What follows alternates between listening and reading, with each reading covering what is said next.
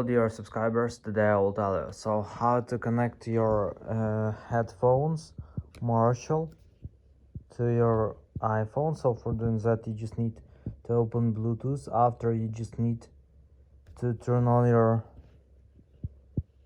earphones. So let's turn on, and now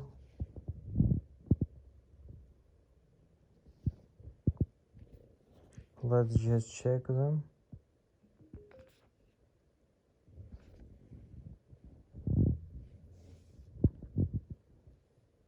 So you can also just try to turn off Bluetooth and turn it on again.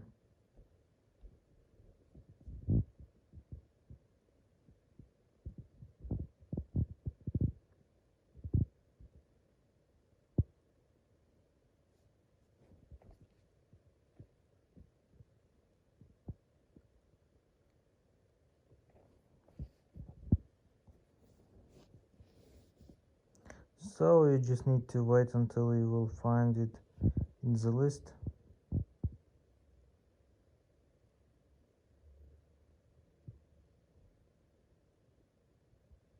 And after you just need to tap on them and connect to your headphones. So thanks for watching, have a nice day, goodbye.